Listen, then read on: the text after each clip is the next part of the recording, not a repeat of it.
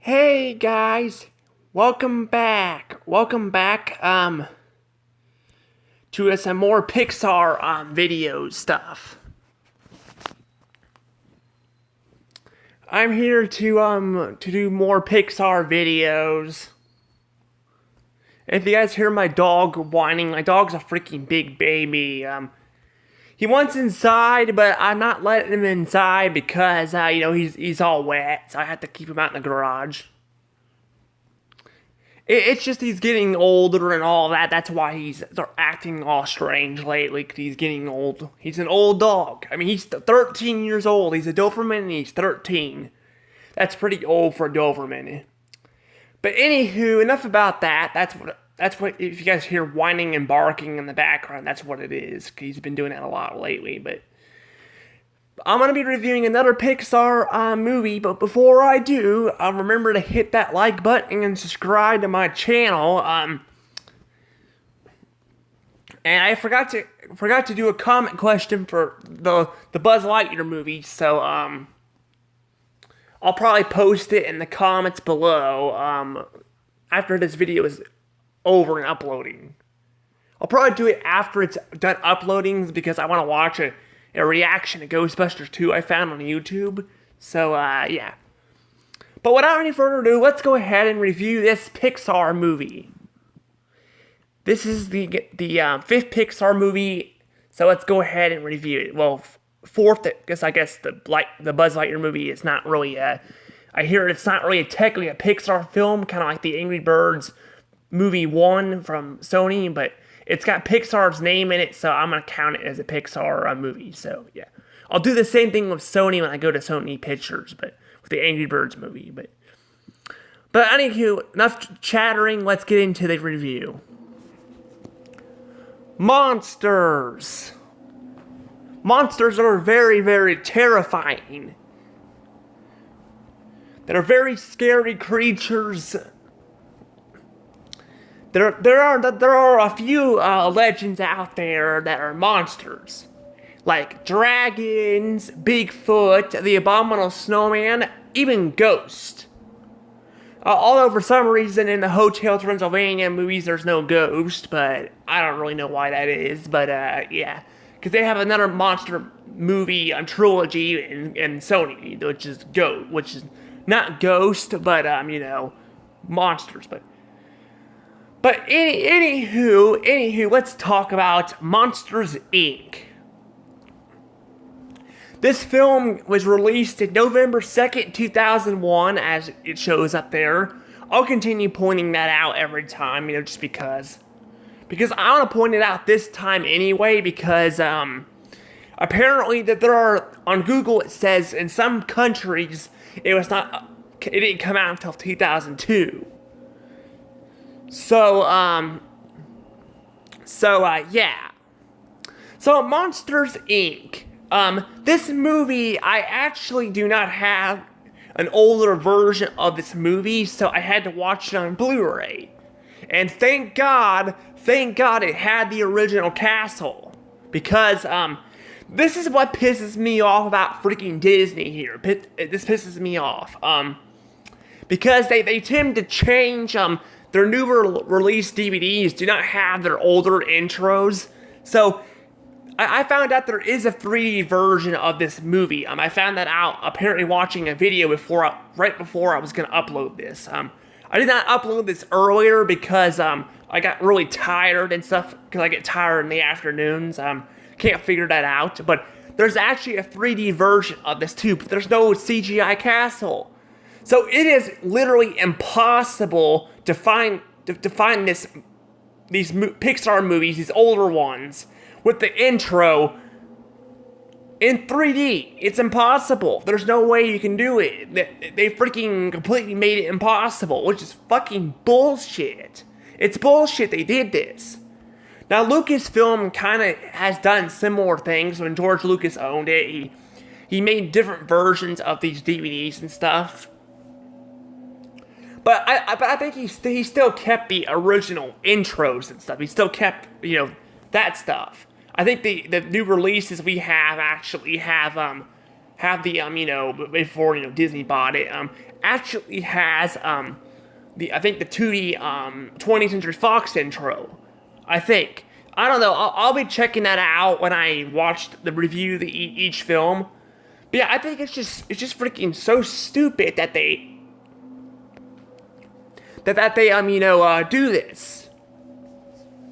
Like, I don't know why they do this all the time.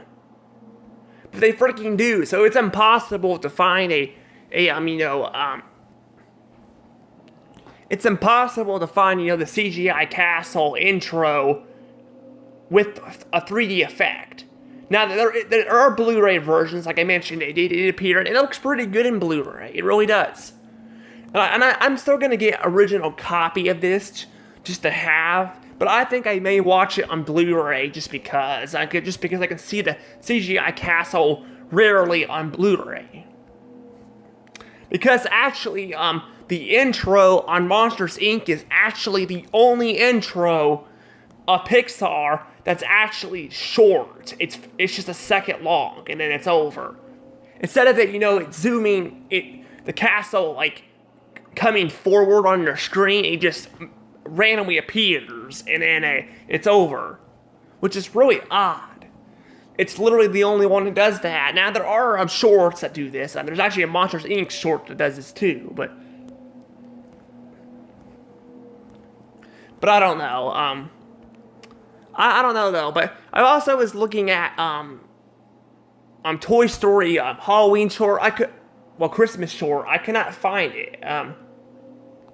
I swear I thought I saw something like that on YouTube once, but I could be wrong. I don't know. But there are shorts to some of these movies, and they're pretty good. But overall, though, that's probably enough talking about that. I just wanted to point that out because that's really strange. I could have actually done that for a fun fact. But yeah, I will say this. The fun fact is there actually is a canceled Monsters, Inc. a sequel. But I'll go into detail about that after I'm done talking about the movie. Because I want to talk about the movie. So how is the movie? How is Monsters, Inc.? How is Monsters, Inc.? It's actually a really good movie. Yes, it's a really good movie. I really like Monsters, Inc. I think it's a pretty good movie, actually. Now, I have some gripes with the movie, but I think I'll get to that in a second. I want to go ahead and get the good stuff out of the way first.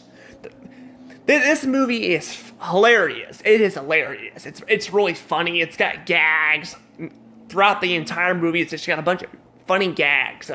Now they don't make me laugh anymore because I've seen the movie 1,000 times already. But that's how good it is. But I think it's one of those rare movies where actually it gets better as the movie goes on.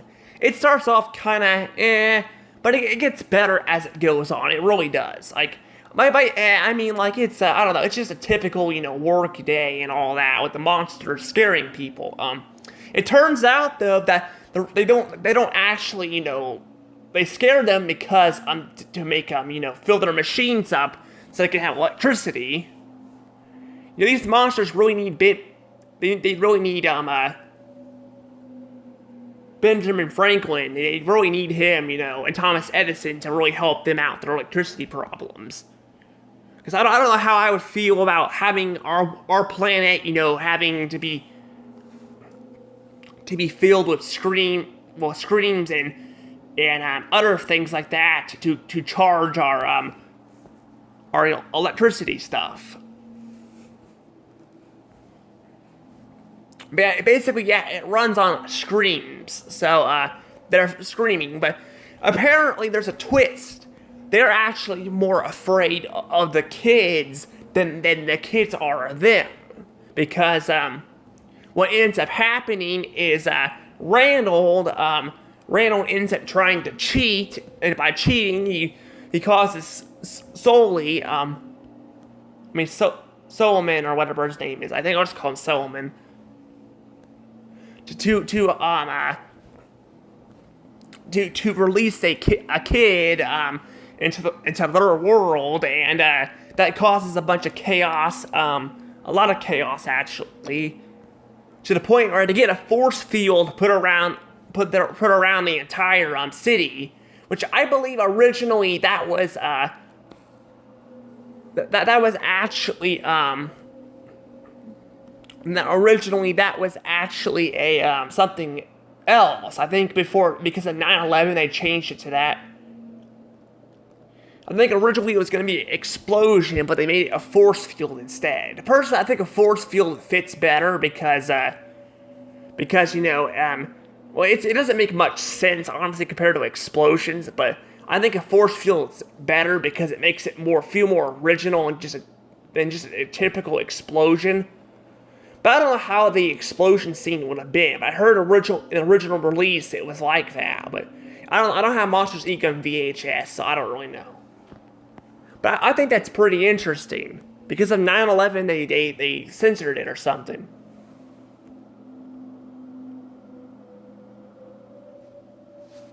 But yeah, but there's also quite a few celebrity guests here that appeared in other films and shows, like Michael Plasky, or however you pronounce his name. I can't pronounce his name. We'll just call him Mike. Mike's voice actor. He actually is the same one who voices on The Lion King 1 and 2. He voices I think he's like a honey badger. I'm not sure what the heck he is, but he basically voices him on there. He voices him and I think Toomba, like he voices Toomba's best friend or something, which is you know, the warthog's, you know, best friend, which is really interesting. So we hear his voice here, and then also speaking of voices,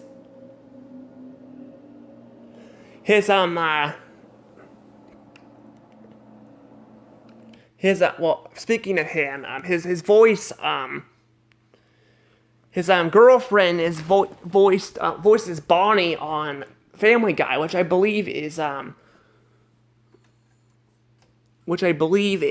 same voice actor who voices Lois too, because she voices like half the female characters on Family Guy. Just like Seth MacFarlane voices half of the male characters on Family Guy, so that's pretty interesting. It's interesting to hear Bonnie's voice in this movie here. Which is really odd. But overall, I think this is actually a pretty good film. I really like it. And yes, like I said, it gets better when it goes on. Now, when I was little, this film literally scared me. It scared me. I could not watch it when I was little. Apparently, I'm the only one, though, because other kids like it, so I don't really know. But when I was little, I was scared of it. I'll tell you who scared me the most was Randall. Randall was freaking a terrifying villain. Randall basically is the threat of the movie. He's the threat. At one point, he literally tries to strangle Solomon. He strangles him. Yeah, he strangles him to the point where he literally almost kills him. And you can argue that like, you know, that maybe he's the you know, the best villain. I don't know. He might be. I don't know. Here's the thing, though. He may be the most threatening villain, but there's also the Buzz Lightyear Star Command. I don't really know, because Zurg is a big threat too. But I think Randall is actually more evil than you know, Zurg was, because Zurg is more of a joke. Yeah, he's evil too, but Randall literally goes and freaking tries to strangle someone to death. Plus, he can turn invisible, meaning he can sneak up on his foes and literally kill them. That's freaking dark as hell. That's really dark. And I like that. I do. When I was little, I did not like it. I was terrified, but now that I'm older, I really like it. I think it's freaking amazing how they actually make it to where he almost kills someone. See, this is what Illumination needs. Illumination needs more villains like this. I think they are getting better with their villains, that are getting better. they're getting more, creative with them, but the older movies did not have that many creative villains. And I think Illumination's villains are getting better. Hoping they'll get to where they're like Randall and stuff, because Randall is definitely a really evil villain. And, but basically he's, trying to attack him because he's jealous. Well, he originally attacks him because he's jealous. He's jealous of, Solomon being better than him at the scare stuff, but then he just flat out wants to freaking murder him so he can steal the child, because he doesn't care about that. He just wants to. He's working with a twist villain called Water News. Water News is actually the twist villain, apparently. He's a twist villain, which is really interesting. So they throw a twist villain in here. It actually works. The twist villain actually works in this movie because we don't really see it coming. You could argue, well, technically he's the CEO. That makes him obviously the bad guy. But you could say too that like he probably didn't know that the whole scaring thing was a bad thing. Of course, when the scene happens and you haven't caught Randall yet, you definitely know that that he's definitely the bad guy too, because Randall still has not been caught, and there's a scene where it acts like it's going to end when you know it's not going to, because Randall is still on the loose. So you do know that he's a villain after that, but for this entire movie, you have no idea he's an actual villain, which is really interesting. And I like that. I like how they actually make a twist villain actually work. They build it up. They don't just throw it in there in the last minute. And they actually build it up.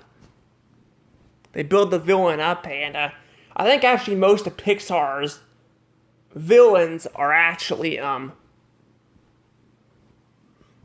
most of Pixar's villains though are actually twist villains, I believe.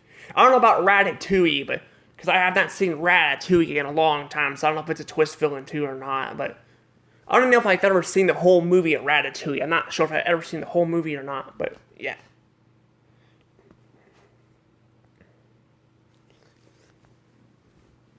But overall, that's definitely pretty interesting, though. It's pretty interesting how they made a twist villain actually work, and overall, this movie is definitely amazing. It really is. I do like the animation. I like all the segments where they go through the doors and stuff towards the end. I think that's really funny. And then the defeat of Randall, it's so dissatisfying to see him get defeated the way he did. It was so satisfying because we don't freaking need a villain to always get arrested to be good. That's the problem with freaking modern Disney and all the other studios. That they basically make the villains all get arrested at the end. That's all they freaking do. Either that or they don't have villains in it at all anymore. And I like how they actually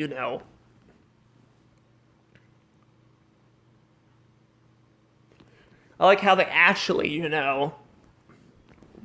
make him actually get defeated by get thrown in a door or something. It's just more satisfying. Now Water News does get arrested, he does, but I think it works in that favor because it makes because it makes it where Solomon takes over the company and all that, and it works pretty good that way. But yeah, also I forgot to put this music back on too. Yeah. Sorry about that. But yeah, overall though, this film is pretty good. Now there is one problem I have with this film, and that problem is that I feel like Mike is kind of an asshole. He's kind of an unlikable asshole. Where Toy Story 1, Woody is at Woody is an asshole, Woody is kind of an asshole too, but you can kind of sympathize with him because Woody on Toy Story 1, Woody on Toy Story 1 actually, was upset because the other toys were treating him like shit, and Buzz was freaking annoying. Here, Mike basically wants to like send Boo to Randall, and then like try even though Randall threatened to hurt him and all that, and then he tries to get rid of her. He tries to get rid of her, by sending her to a different door, not her home, which is Boo. I forgot to mention that Boo is the name of this child. She's Boo. But yeah, her name is Boo. Her name is Boo. But yeah, basically, yeah, Boo, like I said, doesn't like. Well, Mike wants Boo to go into this door and all that, and tries to get rid of her, and then basically in the ice cave segment, he basically refuses to help Sully out. When he wants to help Boo out. So freaking Mike is just an asshole and doesn't care about Boo at all. He has kind of cared towards the end, but it kind of hurts the film a little bit. And you can argue too that he kind of his friend ends up hating him and all that. But not his friend. His girlfriend ends up mad at him or something. But you can't just argue with that logic with him treating Sully like shit and trying to get rid of Boo. It just makes Mike kind of an unlikable prick, and I kind of feel bad for that they chose that direction for Mike. Maybe have a reason for him to be a prick instead of just trying to make him unlikable. Luckily, he's not on the screen as long as Sully is. Sully's on there more. And they don't do too much with him. Because we're going to be getting to some unlikable asshole characters later down the road that are even worse than this, but we'll get to those later. But overall though, I think this film, besides Mike being an asshole, I think overall this film is actually pretty good. It's pretty good. I really like it. I think it's a fantastic film, and I'd recommend this film to anyone, and I'm going to go ahead and give it a score now. Well, because Mike is kind of an asshole, and he is on screen quite a bit, not as much as Sully, but he's on screen longer, I think I'm going to give this one 100 points.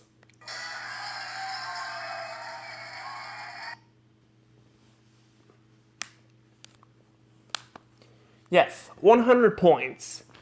The reason why it's not getting 120 is mainly because of Mike. Of Mike, being kind of an asshole to he's being kind of an asshole, to Sully and Boo and stuff. But otherwise, this film is really enjoyable. I like Randall. I think he's a great villain. I think overall the whole story of it's pretty good, and I like all the action sequences. I think it's all pretty good, and I like all the celebrity voices.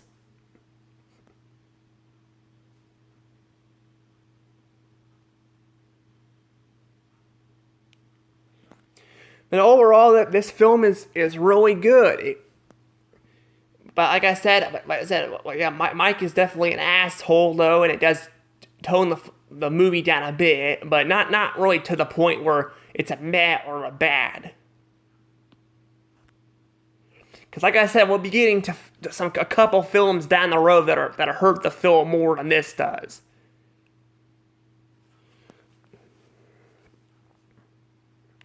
But overall though, yeah, this film is pretty good, and I'm gonna go ahead and have a comment question for this though. I'm trying to think of a comment question for this. A comment question for this movie. Let's see here. I guess my comment question is, I don't know. We'll say who is your favorite character on this movie? Mine is probably solely himself. I just like how he's like a father figure to Boo and all that. He risks his life trying to save her. I think he's my favorite. Yeah, that'll be a good comment question. Yeah, tell me your guys'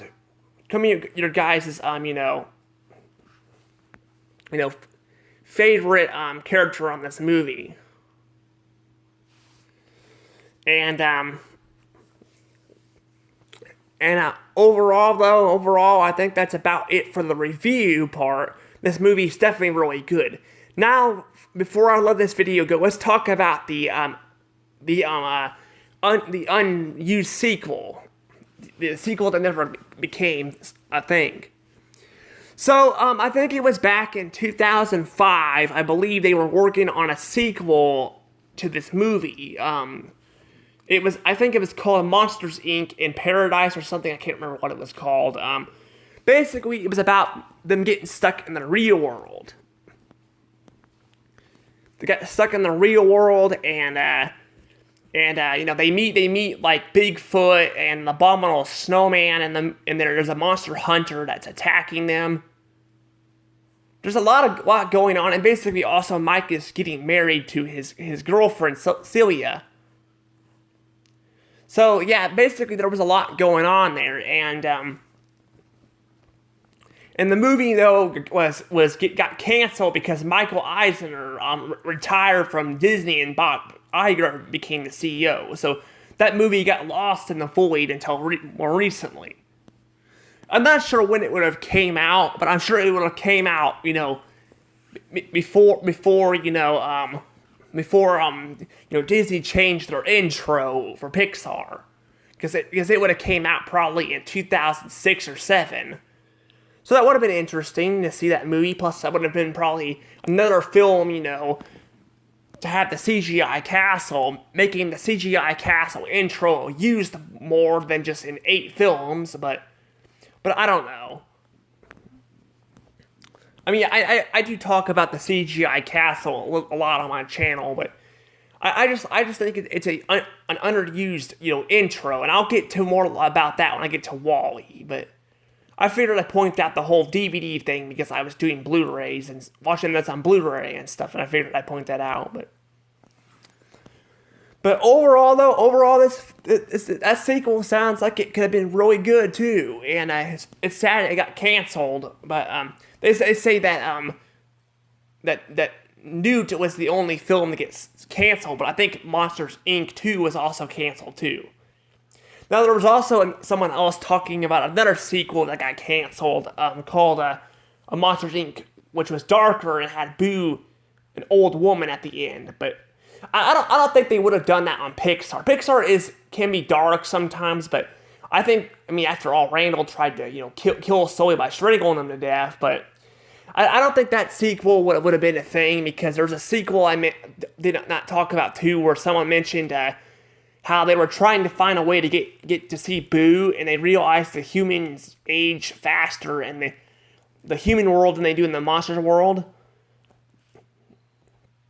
which is interesting, but I think that would have been too dark for Pixar, so yeah, but the true sequel, that they're talking about, I think that was actually going to be a thing, unlike the Boo being old and stuff thing, because they were going to meet Boo when she was like 6 or something. I think she's like 2 or 3 here and all that, and yeah, so there was going to be a canceled sequel. And I'll probably go more into detail about that and make a video about that down the road, but right now my throat's starting to hurt. I'm probably going to end up letting this go. Like I said, answer the comment question in the video below, the comments below, on who's your favorite character on this movie.